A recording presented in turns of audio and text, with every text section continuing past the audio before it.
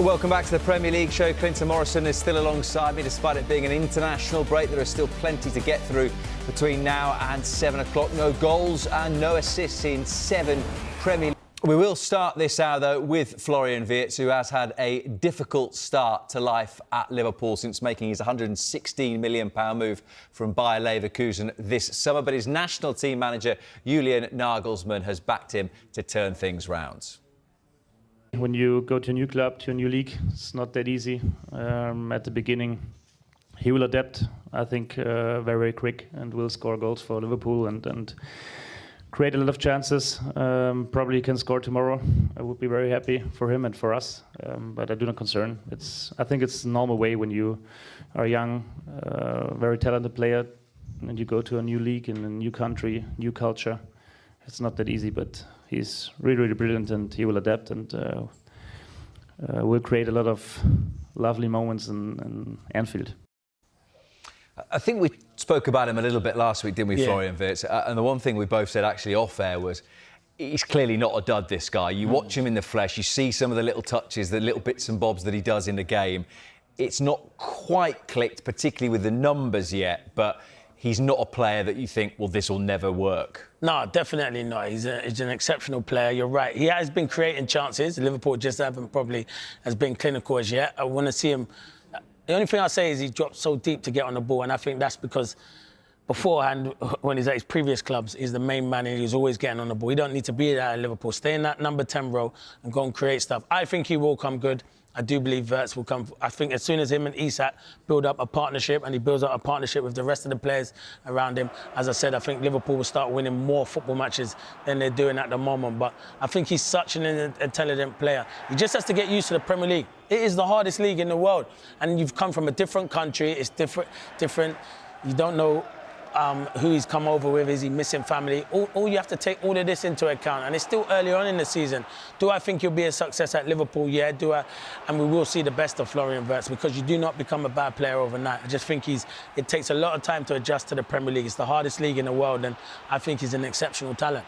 One of the things that I would say about him is that he maybe needs to be a bit more selfish. Yes. And I think he's looking for a pass, and that's probably understandable a lot of the time, particularly if you're playing with Salah and Isak, that you want to give the ball up. But yeah. There are times I think he should shoot more. 100%, because he's been brought in to create chances. And when you're looking on the right, you've got Salah and the main man, and then through the middle, Isak, they put a lot of money in and thinks he's going to be their main number 9.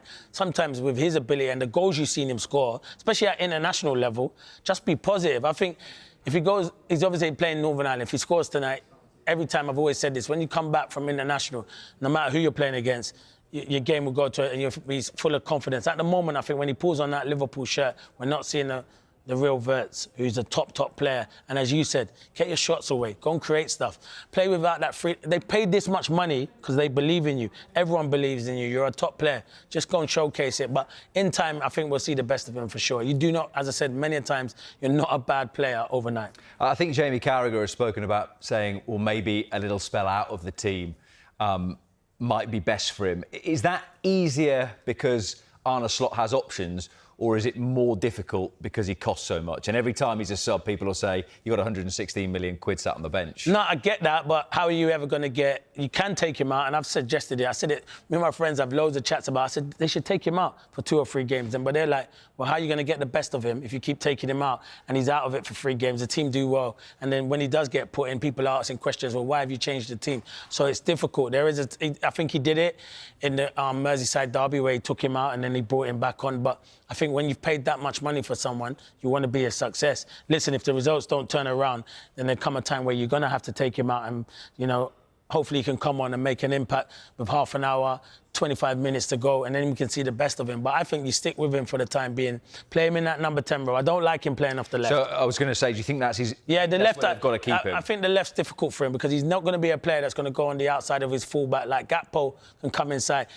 Evidently, he's always going to come inside. And at the moment, Kirkes is not playing to the Kirkes that we've seen at Bournemouth, so it'll be difficult with them too. When I think he's in the number 10 role where he can create and cause problems and link up, whether it's Isak or Ekitike, I think that's his best role at the moment. In a sentence, does he start on Sunday? Yes. Don't even need a sentence, just a word. A sentence and a word's better. Yes, I think he should start. Yeah, that's a full sentence. There's a full sentence. Let's hope for more than just a single sentence from our next guest. Let's continue talking Liverpool with the Athletics reporter, James Pearce. James, good evening. I suspect you've probably seen every single one of Florian Wirtz's game in the flesh so far. What have you made of his early impressions at Anfield? Yeah, good evening. I think it's been a mixed bag. I think we've seen flashes of his undoubted quality, yet he hasn't quite lived up to his billing, which I think is completely understandable when you think he's a 22-year-old lad moving away from home for the first time, new country, new language, and he's also joined a team that isn't functioning particularly well because of so much change and upheaval in the summer. So I think sometimes people look at the price tag and just expect someone to just come in and light the place up straight away. But I just don't think that was realistic in this case. And I think sometimes you got to remind yourself we're only, 7 games into the Premier League season. And there is that, Opta put out this stat last week that no player in Europe's top 5 leagues has actually created more chances than him so far this season. It's just that teammates have been quite wasteful. And that's kind of added to this kind of criticism that I think has been over the top. Yeah. What about the injury issues that Konate and maybe Ryan Gravenberch as well? Yeah, a few concerns for Arne Slot as he prepares to kind of get back into the swing of things this week at the AXA Training Centre. Certainly Alisson will be out at that game against Manchester United. We're not expecting him to be back available for a number of weeks. But, one of the few positives from that defeat down at Stamford Bridge was Mamardashvili's accomplished Premier League debut. So he was bought from Valencia for exactly this kind of eventuality. With the other two, Konate and Gravenberch, it's very much a case of kind of waiting for them to be assessed on their return to Liverpool. Both, the initial, expectations, both are minor. Konate had a minor quad issue going back to that, forced him off against Chelsea, didn't feature in either of France's 2 games. And Gravenberch, Ronald Koeman said, was purely a precaution, taking him off for the Netherlands last night. We've spoken, James, about Florian Wirtz, and I think you said there that it maybe feels a little bit of an overreaction, and you could maybe say the same thing to a certain extent about Arne Slot. This is the first time that he's suffered 3 straight defeats, I think, ever as a manager. Is it a good game for them to have Man United on Sunday or not? I think so, yeah, because I think at a time when I think if it was just a run-of-the-mill, maybe a Saturday lunchtime kickoff after the international break against a mid-table team, maybe the Anfield would be the atmosphere would be a little bit flat. But I think everyone will be up for it. 4:30 on a Sunday, the place will be bouncing, and hopefully that Slot and his players will be able to feed off that energy from the stands, because they need a lift. Because it was a bad week. That's what it was. 3 defeats. It's a rarity for Liverpool to endure a week like that. But you need a sense of perspective. They're only a point off the top of the Premier League table. 2 of those defeats were inflicted in the final seconds. The other one was a questionable penalty away to Galatasaray in the Champions League. So yeah, I think when you consider what they went through on and off the pitch in the summer, I think they're still in a very, very decent position. And when you look at the talent there, I think when Isak is fully up to speed, when Wirtz as well is fully adjusted to his surroundings, I'm very confident that this blip won't become anything more serious than that. That was actually going to be my final question, James, actually, as to whether this feels just a bit like a difficult second album, in the sense that he came in and almost left it in his first season and had the success with not his squad. And because of the number of new signings he's trying to integrate, and also the horrendous tragedy that all of him and his staff and the players are living through, that there is a lot for him to contend with now. 100%, yeah. I think sometimes it is important to take a step back and think, well, it was only 3 months ago that we were sat here questioning whether Liverpool's opening pre-season friendly of the summer at Preston was even going to go ahead. This was a club and a group of players and staff, dealing with an unimaginable tragedy, not just losing a colleague, but a dear friend as well. And then when you add into the mix, so many changes off the field, a lot of those changes in the transfer market were kind of enforced. It felt like the end of the cycle. There were a number of players who wanted to leave. It needed to be refreshed. It was the biggest window in Liverpool's history in terms of the spending. But I think anyone who thought that just throwing that amount of money at it would just bring instant results, I think they're living in a fantasy land. It was bound to be a period of transition because one of the great strengths for Slot last season was he had that continuity and stability on the playing staff that he inherited from the Klopp era. And now he's having to, he's building his own team. And I just think when you've got all those new relationships on the field, it's just bound to take a little bit of time for it to gel. James, good to speak to you as ever. Thank you very much. Liverpool and Manchester United are set to face off at Anfield in one of the most anticipated fixtures of the Premier League season. Both teams will be fighting not only for 3 points, but also for confidence and momentum in their campaigns. Liverpool currently sits second in the Premier League with 15 points. Despite a strong start, their recent form has been concerning.